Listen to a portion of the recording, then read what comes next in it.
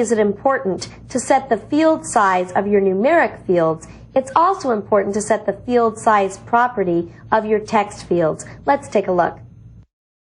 I'm going to click within the company name field. Notice that the field size for the company name is set to 50, and that's fine. I'm going to go ahead and leave that alone. But for the state, I want the field size to be set to 2. I'm only going to be dealing with states within the U.S., so the field size of 2 is going to be appropriate for me. Now that I've set the field size for the state, I'm going to leave phone number alone for right now. I'm going to attempt to save the table. I save the table by clicking the Save tool on the toolbar. I'm asked for a name of the table. Following naming conventions, I'm going to name my table with the prefix TBL, and it's going to be called TBL Customers. I click OK, and I've not yet established a primary key, so I receive a message. It warns me that although you don't have to have a primary key, it's highly recommended that every table has a primary key. This is going to help you to define relationships between this table and other tables. Well, I know I haven't yet set a primary key, and I don't want to create one right now, so I'm going to click No. The table is now saved as TBL Customers. I'm now going to switch to Datasheet view of this table. I do that by clicking the View button on the toolbar. Switching to Datasheet, you can see that my company ID is going to be an auto number. If I want to enter data into the table, I can go over to the company name, for example, and enter Marina Consulting Group.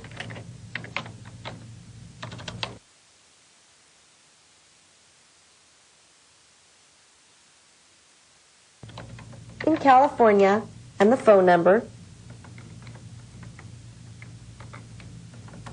the contact date, and so forth. I've now entered a record into my table. I'm going to return to the design of this table by clicking the Design tool. The field size property is by no means the only property available for a field. Let's take a look at some of the other properties. The Format property determines how data is displayed, not how it's entered, but how it's displayed. I'm going to click Contact Date, and notice we have a Format property. If I open up the combo box, there's some formats that are available to me.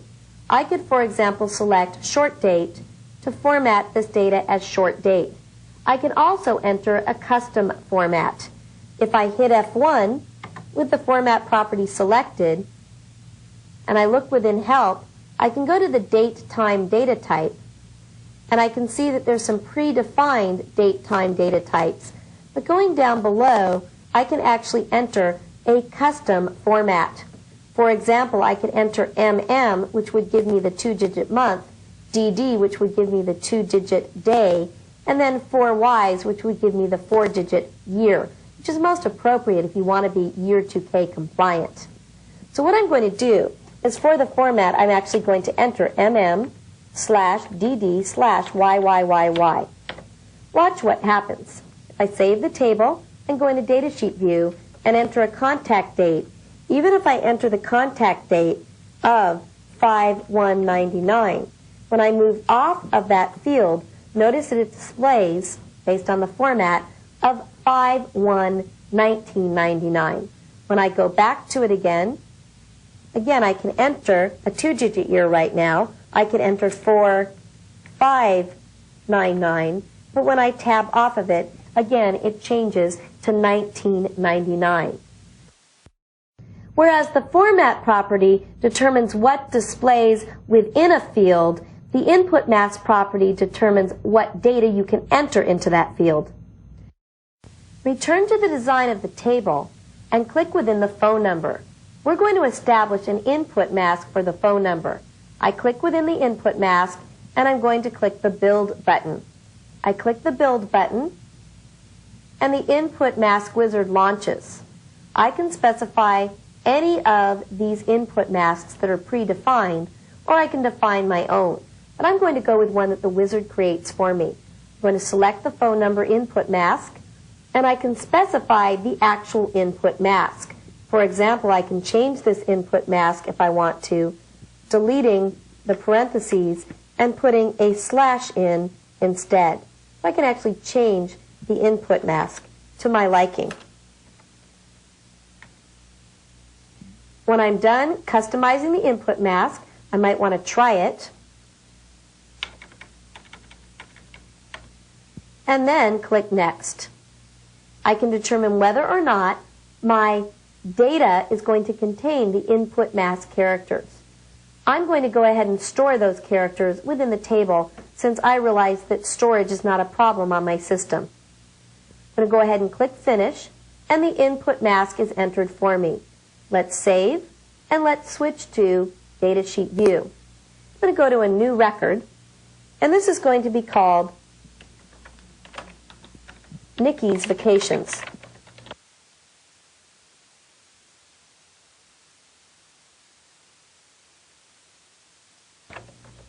Nikki's Vacation is going to be in the state of New Mexico.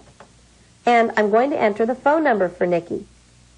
Notice that as I enter the phone number, that the input mask appears and limits or controls the data that can go into this particular field. So whereas, as I said, the format determines how the data appears, the input mask actually controls what can go into that field. The next property that we're going to cover is the caption property. It's a very important property because it determines what's going to appear in the label that's attached to that field when you add the field to Forms and Reports. Return to the design of the table, and we're going to enter a couple of captions. For the company name, when I add the company name field to a form or report, I don't want it to appear without the spaces. So I'm going to go to the caption property, and I'm going to enter company name. I'm going to enter a caption for the phone number. For the contact date, and for the credit limit.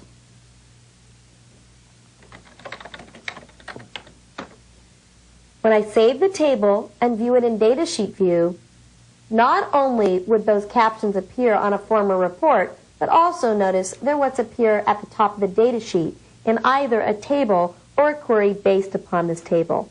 Let's return to Design View.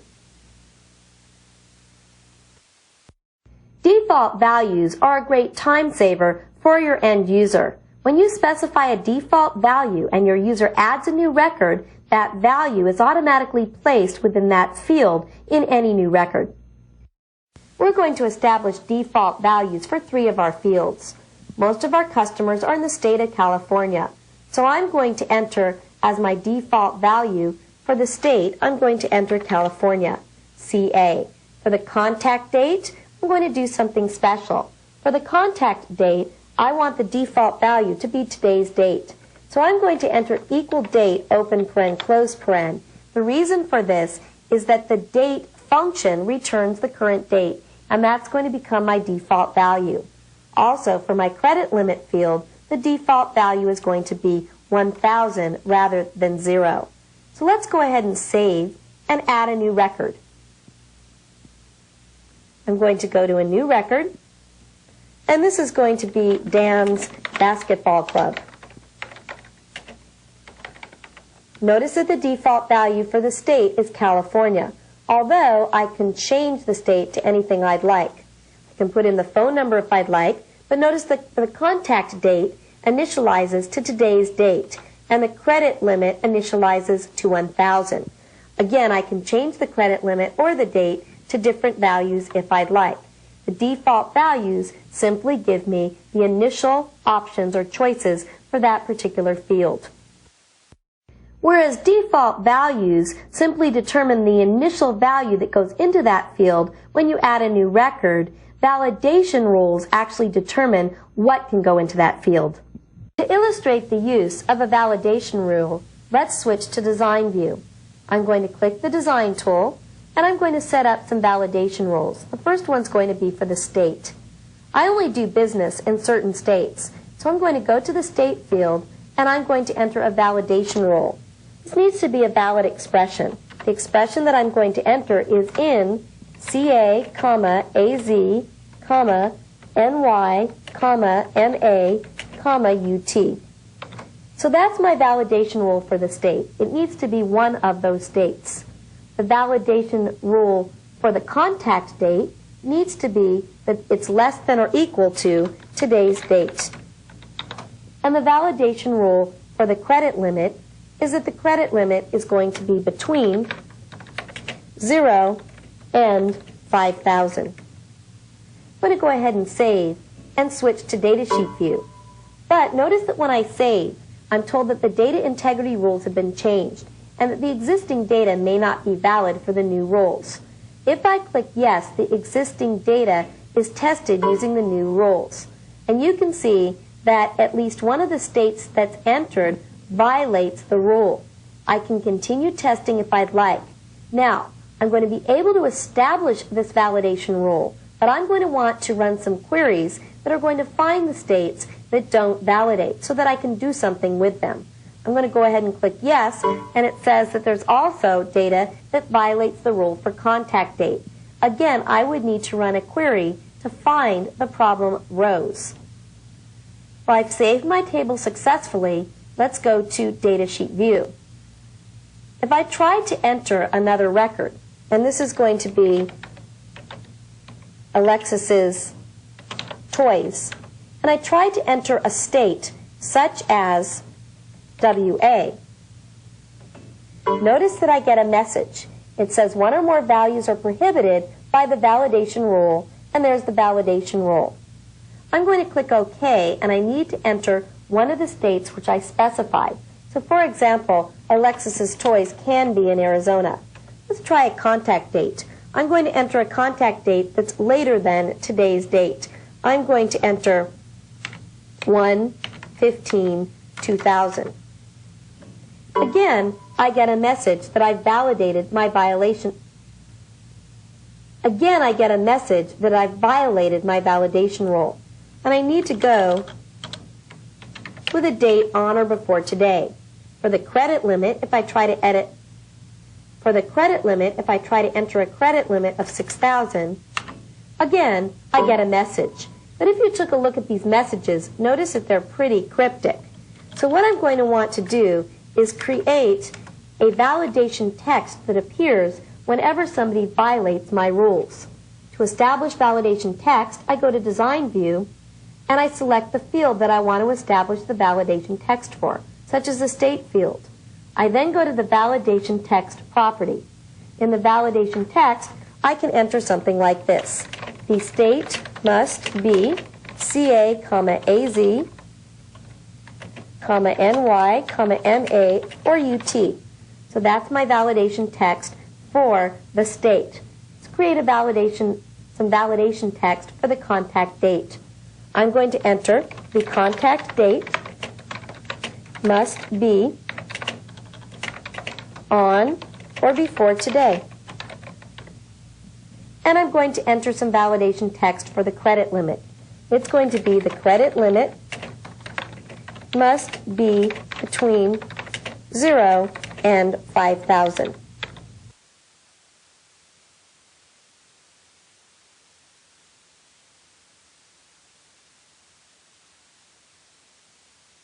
Clicking Save. If I now violate the rule for the state, for example, putting in XX, I get a more valid error message. If I put in a contact date that's invalid, let's change this back to 2000, again, I get a much more meaningful message. Just tapping Escape to abort the change. And if I put in an invalid credit limit, again, I get a much more English-like error message. So you can see that the validation rule in combination with the validation text is very powerful and useful, and furthermore applies through to your queries and your forms, meaning that the rules will apply and the text will display within your queries and your forms. The next property that we're going to look at is the required property. The required property determines whether you're going to force people to enter data into a particular field. I'm going to return to Design View, and I've decided that I'm going to force people to enter both the company name and the phone number. In the company name field, I'm going to set the required property to yes, and in the phone number field, I'm also going to set the required property to yes. By the way, I'm double-clicking to toggle the property. I'm going to save the changes and notice that I get a message that the data integrity rules have been changed. If I click yes, the existing data is going to be validated against my new rule. Notice that it says that there's no data in some of the phone numbers. I'm going to go ahead and click yes to proceed anyways. And once again, I would need to run a query to find all of the null phone numbers. And you can see that in fact, these two records right here have no phone numbers entered. I'm going to add another record, and I'm going to attempt to leave the company name blank and the phone number blank as well. And I'm going to enter some values here for the contact date and the credit limit. I'm going to attempt to move off the record, and you can see that I get a message saying the company name cannot contain a null value because it has a required property. I'm going to go back to the company name and call this Gregory's Movies. Again, I try to move off the record. This time I get a message saying the phone number cannot contain a null value. So I need to fill in both of those fields, or I'm not going to be able to save the record successfully. The next property that we're going to look at is the allow zero length property. The allow zero length property determines whether you're going to allow users to enter the value quote quote or a zero length string into that field. Let's return to design view, and I'm going to add a new field right here by clicking and selecting insert field or insert rows. I could have also tapped my insert key. I'm going to call this field contact name. The contact name field is going to be text. And what I'm going to do is set its allow zero length property to yes. I'm going to save the table, and I'm going to view it. For the company name, I'm going to enter another company, and for the contact name, I'm going to enter quote quote. Notice that it appears as if the data disappeared, but actually I've stored a zero length string into that field. Now if I were to try to go over to the company name and enter a quote quote, notice that I get a message saying the company name cannot be a zero length string. That's because by default the field's allow zero length property is set to no. I'm going to go ahead and hit escape so we abort that change. And I'm going to go ahead and enter a phone number since it's required.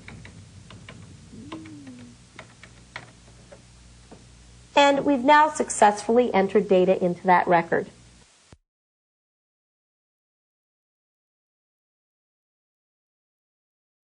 It's important that every table in your database has a primary key. The primary key of that record uniquely identifies that record to the system. It also facilitates searches and relationships within that table. Let's see how we can establish our primary key. The primary key field should be a field that's short, stable, and unique. I'm going to switch to design view. If you think about it, our company ID is a perfect candidate. It's going to be unique because it's an auto number. It's short or small because it's stored as a long integer, which is a very, very efficient data type. And it's stable in that it's not going to change, once again, because it's an auto number. So I'm going to go ahead and with that field selected, I'm going to click primary key. Although you can establish a primary key that's based upon a combination of fields, and you do that by clicking and dragging to select those fields and clicking the key, it's best in terms of performance to establish a primary key that's based upon only one field. Once again, that's for performance reasons. So I establish my primary key, and then I simply click Save. From this point on, Access ensures that no duplicates will be created within that field. Furthermore, performance in terms of joins and anything else that I may want to do is much improved based on the fact that I have established a primary key within my table.